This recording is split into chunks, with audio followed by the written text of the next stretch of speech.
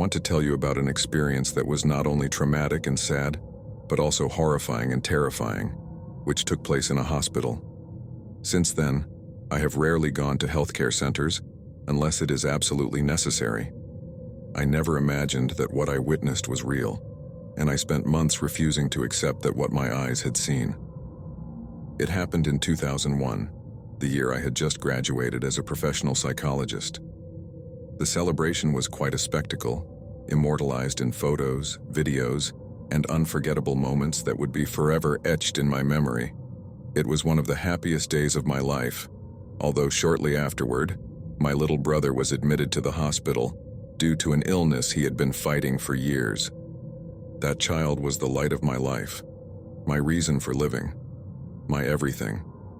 When they said someone had to stay with him for several nights, I immediately said it would be me, regardless of how many weeks it might be. The tests were going to take a while, and due to the delicate circumstances, they said they needed to increase the dosage of the medications used in his treatment. He seemed fine.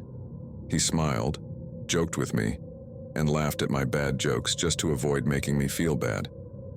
I also brought my laptop so we could watch movies at night to help him fall asleep. If he got bored, he would only stay up until the early hours to finally fall asleep. When he closed his eyes, I would get bored, so one night I left the room and stayed near the hallway, in an area where some nurses were working on computers and other things. I started talking with one of them who was by herself, asking me what I did for a living, and the main topic was that I had recently graduated as a professional psychologist. We kept chatting until the conversation turned to the room next to my brother's. The nurse told me that a month ago, a boy suddenly died overnight, despite being in perfect condition. He had been hospitalized for a simple fracture in his arm and was due to be discharged the next day.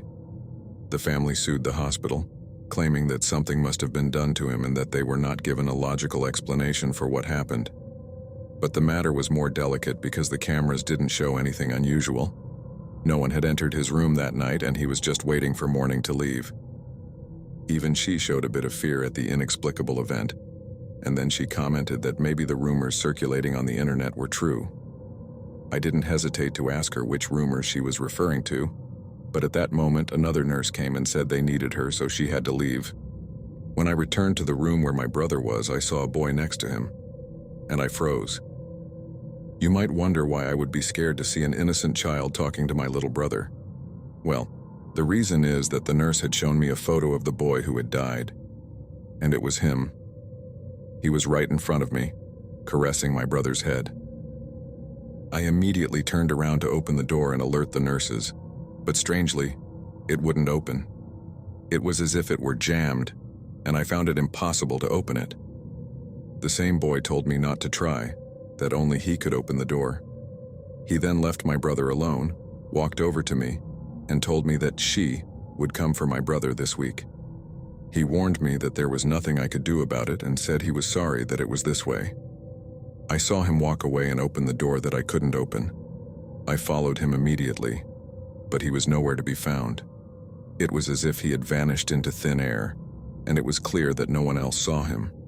Something told me this, and I didn't investigate further as it was obvious. Right away, I started researching on the internet and found a forum talking about the same hospital where I was. Everyone claimed that there were rumors of some people saying they had seen a ghost nurse, one who died years ago in the hospital when she was giving birth, but they couldn't save her. It is said that this nurse couldn't move on and seeks comfort in children, which is why she is commonly seen by kids and occasionally by an adult. I was filled with fear reading this. I didn't want my brother to experience something horrible in that hospital and have to endure the terror of seeing a ghost. So the next day, I did everything I could to request my brother's transfer. Even my parents came to the hospital to support me, but they said it was impossible. It couldn't be done. The treatment was working as expected, and changing it so suddenly would damage my brother's health, and they couldn't afford that, not amid the controversies they were facing. Night fell, and it was impossible for us to get him out of there. Our last resort was a discharge order to take him home, but we failed at that too. Once again, it was just the two of us there. There was hardly any staff on that floor at that hour, and the silence was overwhelming. The only thing I could hear was the worrying sound of the machine that monitored his vital signs, and as the hours passed, I felt an urgent need to use the bathroom. I went as quickly as I could, but as I was washing my hands, I can't explain how, but I began to feel a presence. The atmosphere felt colder and more depressing than it already was, and I felt an incredible sense of discomfort, like a deep sadness. Then I began to hear my brother's vital signs start to accelerate rapidly out of nowhere. I immediately tried to run out to alert the nurses, but the door wouldn't open. It was stuck with something that wouldn't let me push the door open to get out, even though I had no problem opening or closing it before. I kept feeling that presence that filled me with a huge sadness, while at the same time, I was terrified about what was happening with my brother and my inability to get out of there. And then, I heard it. The horrible sound of that machine when there are no vital signs.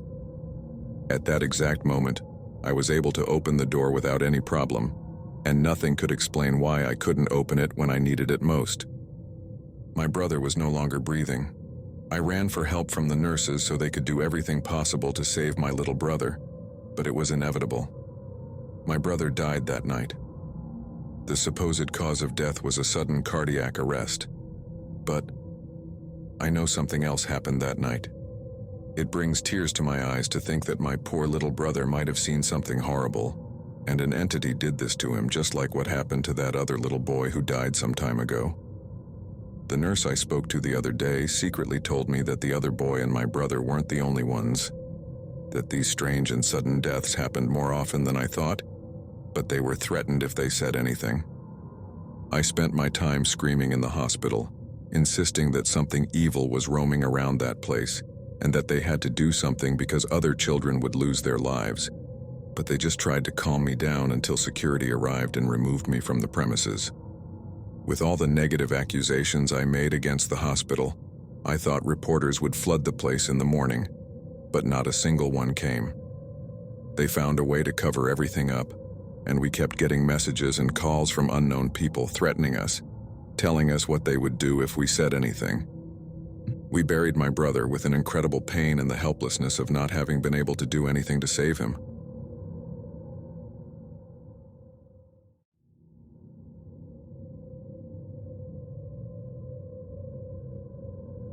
Many people talk about terrifying experiences with paranormal entities in hospitals, like the presence of people who died in the building and things like that. But I can tell you that, on that day, I was more afraid of the living than the dead. Perhaps there is evil in demonic entities, specters, and ghosts, but from my point of view, the evil of human beings will always be superior. Maybe that's why those spirits sometimes use us as intermediaries. My name is Gloria, and this happened in 2015 when I was hospitalized. At that time, I had been in the hospital for about 2 weeks due to a motorcycle accident while riding with my best friend. My recovery was going quickly. I was already able to walk by myself and move freely around my room. The doctor was waiting for the last few tests and exams to fully confirm that everything was fine with my head. He said that, even though I might not notice it, sometimes those accidents left after effects that could cause problems in the future, and they wanted to avoid or anticipate that. I had already made friends with some of the nurses, and my friends visited me 3 or 4 times a week. I know that some of them did it because of the beautiful girls on the healthcare staff. They really were undeniably pretty. We joked about it, and luckily the nurses allowed my friends to stay in the room even if there were more than 2 people, exceeding the visiting hours limit. Despite the good treatment, they did not allow anyone to stay with me overnight, not even in the waiting room on the first floor. I didn't understand why. They just said it was hospital policy, and my parents accepted it, albeit reluctantly. It wasn't really a problem. It was just that they preferred to be with me all the time and not have to wait until morning to see how I was doing. I prayed that those exams would come back as soon as possible so I could be discharged. Those weeks there felt endless, as did the long days. Then came an afternoon when we were notified that the doctor who had been following my recovery process was replaced at the last minute, and another one arrived. He was incredibly friendly with both me and my mother. In fact, he gave us hope that I could stay with her, but not that night.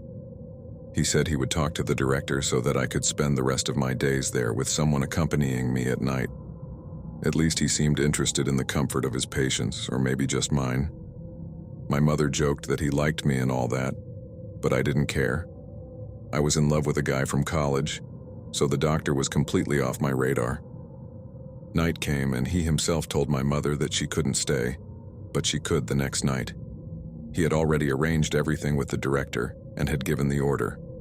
It was just a matter of waiting one more day, which seemed fine to me. The thing is, everything was going too well, and the night seemed so normal that not doubting for even a second was the biggest mistake of my life. The clock struck midnight when the doctor came in, a bit hysterical, telling me that a hospital transfer had been approved at the last minute and that it would take place immediately. Naturally, I got upset because I wasn't expecting any of this. I tried to call my mother on my cell phone, but the doctor was faster. He put it in a bag and said they would give me all my belongings at the other hospital. He unlocked the wheels on my bed and then took me out of the room, wheeling me down the hallways. I found it strange because I didn't see any other nurses or anyone else around. Moreover, my body felt very heavy. Even if I had wanted to scream, it was impossible. I had the impression that I was just seconds away from fainting, and that intensified the fear. All I could think was that there must have been something in the IV they gave me. We took a few minutes, went up in an elevator, and he took me to a very isolated room where the lights barely worked. He didn't bring me in with the bed. He removed the IV, picked me up, and left me on the floor. It wasn't a room like the others, but a very small one where a bed would take up a lot of space. As soon as I managed to sit up, the doctor turned on the light, and before leaving, told me that bad luck had knocked on my door and that if I dared to scream, he would come back to permanently close my eyes. He left, and then I realized there was another girl next to me, with her knees drawn up to her chest, trembling, leaning against the wall. At the back of the room was a corpse wearing a nurse's uniform. The smell was just starting to fill the room, and the girl told me that he had killed her just that morning. I asked her who that man was, and she confessed that she had discovered that the supposed doctor worked for a human trafficking ring that specialized in replacing patients. They hid them in that place so that no one could find us, and as the days went by, we would be reported missing, by which time we would already be far away in another country, or maybe dead by then. She also revealed that one of the ones who discovered it was the one he murdered. All of this made me realize that we were not going to leave that place alive. I tried to stand up to open the door, but my legs almost wouldn't respond. I told her to do it, but she was so terrified and trembling that she could barely tell me what had happened. She shook her head at everything I told her to do, and 2 hours later, the doctor came back with a nurse. She was the one who sedated us so they could take us from our room to that dark place. The evil in her eyes, the way she spoke, and how she treated us as if we were objects made me realize that she wasn't lying, and that her evil surpassed everything I knew. They left, locked the door, and that's when the girl who was with me got the courage to stand up and try to open the door. But it was in vain. She couldn't do it. I was regaining my strength and I tried to help her, but it was no use. Hours passed and it became afternoon. I became so desperate that I started screaming. The other girl was crying, but then she joined in with her screams. A ray of hope came when someone appeared running, saying they would find a way to get us out of there. He showed up with a pipe, which he used to force the lock with about 10 hits. It was the brother of the girl who was there with me, who had decided to visit his sister outside of visiting hours secretly. When he didn't see her, he knew something bad was happening, so he decided to look for her until he found her. We told him everything and he immediately called the police. We waited for the officers on the first floor of the hospital. They found the body in that room and immediately arrested the doctor, who never confessed to anything. It was clear that he wasn't acting alone, and they also put that nurse who helped him with his crimes in jail. Since then, I affirm and reiterate that a ghost can scare you, traumatize you, and do whatever else, but the greatest danger will always be represented by another human being, completely aware and in their right mind.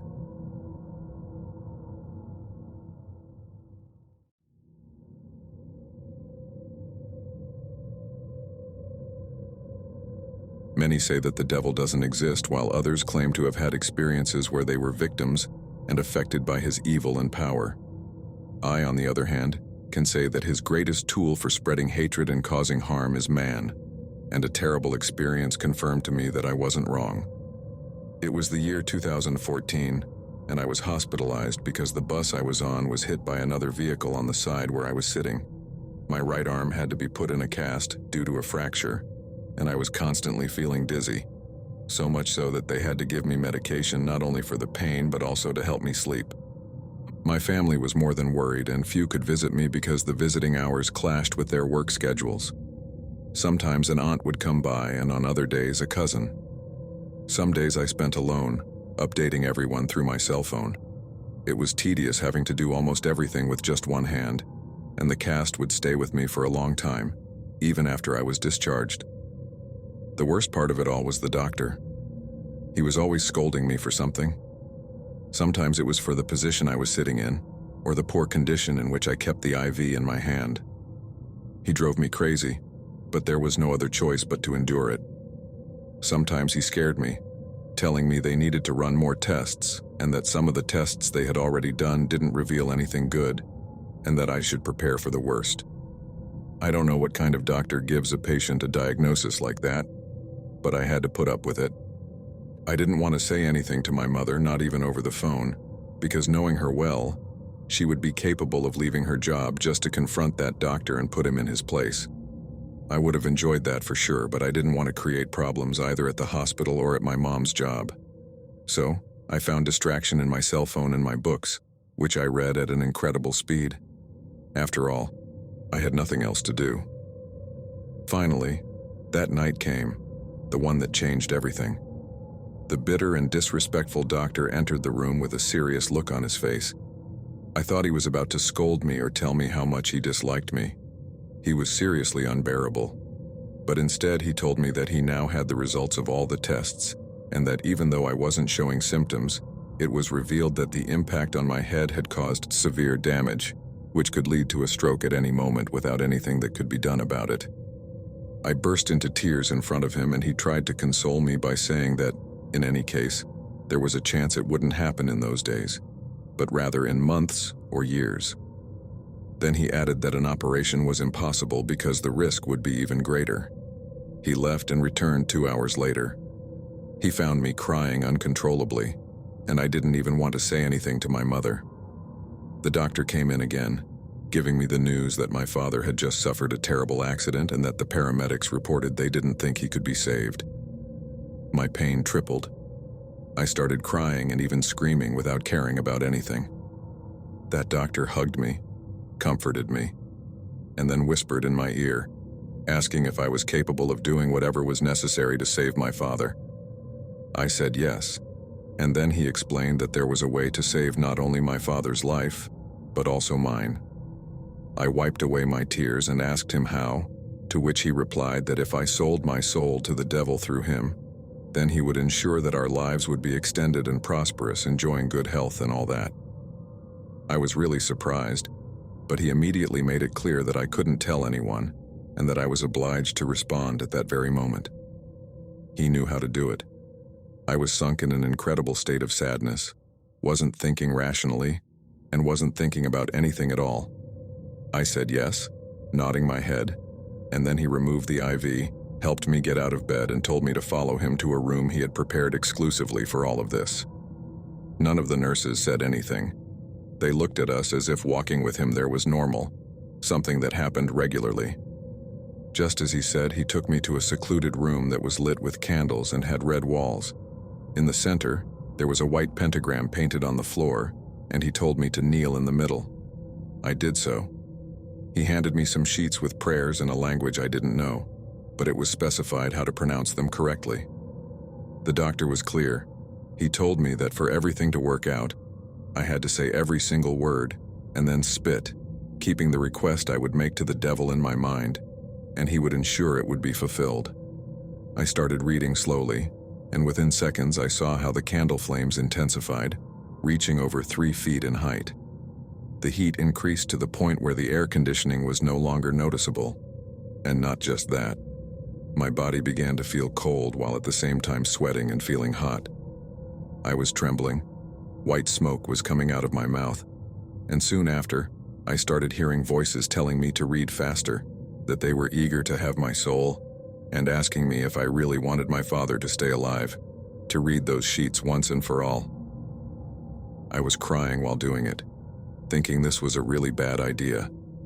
I only had 4 paragraphs left, and by that point, I could already see out of the corner of my eye people inside the room, with red eyes and disgusting demonic smiles. They terrified me, and the doctor was telling me not to pay attention to them, that they were just witnesses and all that. The white pentagram turned reddish, and the candles were burning down. With only a few words left to finish, the headache intensified to the maximum, causing me to faint. I woke up in my hospital room, still in the hospital. My parents were there, and next to me, another doctor. They told me that the previous doctor had resigned and left without saying anything more. I told them everything. They called the police, and they found the room with all those things and satanic symbols. However, they said that forcing someone else to sell their soul wasn't considered a crime under the penal code, so the complaint wasn't valid. I was discharged, and I swore from that moment on that I would never go back to a hospital. The last time was when they removed the cast. I was saved from selling my soul only because, for some strange reason I don't know, I fainted, and that doctor decided to leave me in my room, hoping I wouldn't remember anything. These things happen where you least expect them, when one is most vulnerable to committing macabre acts. Thank you for listening to my story. Have a good evening, everyone.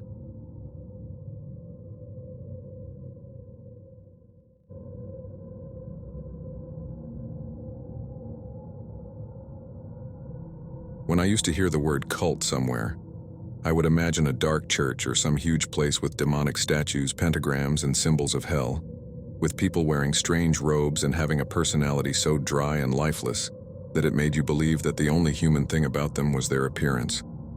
But I was wrong. At least, not all of them are like that. Not the one I encountered while I was hospitalized and the one I was forced to join. I often had seizures because of an illness I suffer from, and I would be immediately taken to the hospital. When that happened, I would mentally prepare myself to be hospitalized for at least a week. They always made me wait and wouldn't let me leave until they were sure it was safe. It was tedious and sometimes unbearable, but that time was different. I wasn't in a room by myself, but rather shared with another girl who, although she had a different illness, had similar symptoms, at least in some aspects. We spent the days talking about that and other things, to the point where we planned to meet and hang out when we were discharged. We exchanged numbers and everything. It was all set. Her mother was always there with her, except at night. They didn't allow anyone to stay with us overnight. It was a strict hospital rule, and nothing could be done about it. Although the nurses said we had to sleep as soon as the lights went out, we didn't listen and stayed awake, talking about everything. We secretly turned on the TV to watch a movie, but the programming was terrible. We would fall asleep, so it served some purpose. Everything changed one night when we went to sleep early. The lights hadn't even gone out yet, and we were already feeling sleepy. I'm one of those people who wakes up at the slightest noise, and that's what happened when I heard the door to the room open in the middle of the night. 7 nurses came in. I thought something had happened, but I didn't move. I just stayed still, pretending to be looking at the ceiling, but I watched them stand next to my roommate. They woke her up and asked her how old she was. I found it strange since they had all our information. It was obvious they knew. My new friend replied that she was 24, and one of the nurses, not caring about my friend's reaction, scoffed, saying she wasn't suitable, and it was a waste to keep her alive, that she didn't deserve her beauty, and a bunch of other insults. In an instant, each one of them pulled out a knife and started stabbing her while covering her mouth. The spray of blood reached all the way to my bed. Then 2 older women came in and left the room spotless, cleaning everything while those nurses stood by my bed. I had my eyes closed, praying they wouldn't realize I was awake. 2 minutes later, I heard them say it was better to leave, and so they did. When I was finally alone, I turned to look at my friend's body. The holes in her body were still oozing blood, but they had pressed down with the sheets to prevent more from staining. She was found by another nurse who apparently didn't belong to that group. She screamed uncontrollably and called security, the doctors, and all the staff immediately, who got me out of the room as quickly as they could without any companion or anything. Because of my illness, they ruled out the possibility that I could have done it. Besides, the cleaning, it was impossible. They investigated, but nothing came of it. I didn't want to tell anyone because I was still locked in the hospital with them, so I kept quiet. When night came, I didn't want to sleep. Not even watching those boring movies could help me fall asleep. I just kept thinking about the way they took my friend's life. It was merciless, and they didn't care that she suffered. They just looked into her eyes. Seriously, it was something that left me traumatized, afraid even to walk to the bathroom. But it wouldn't stop there. Those same nurses came in at midnight and told me not to pretend to be asleep, that they knew perfectly well that I was awake, and there was no use in faking it. Out of fear that they might do something to me, I opened my eyes. I didn't see any knives in their hands, but I figured they must have had them hidden somewhere in their uniforms. They asked me my age, and I didn't respond. My lips were trembling.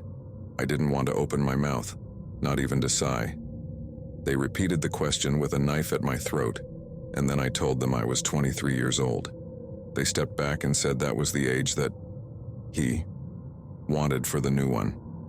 Again, they threatened me and told me that they belonged to a cult that worshipped a demon whose name I didn't even understand, but they paid tribute to him and obeyed whatever he asked. I nodded my head, saying I would join because of how vulnerable I felt at that moment, and right there, they performed a ritual around me. I watched the lights flicker on and off at the same time the windows began to crack. This lasted for about 10 minutes and then I passed out. When I woke up, it was morning and 2 nurses were sitting beside me, explaining how things would be for me from then on. They discharged me a few days later, and then someone called me for a job interview at that hospital. Since that day, I've been working as a nurse without even having studied for it, because my family is being threatened. Of course, I won't disclose the location of this hospital, but the director is part of the cult along with most of the staff, and even the authorities are involved in this. It's a real hell we're living in here. We do atrocious things like what they did to my friend, and we force others to become part of all this, just like they forced me.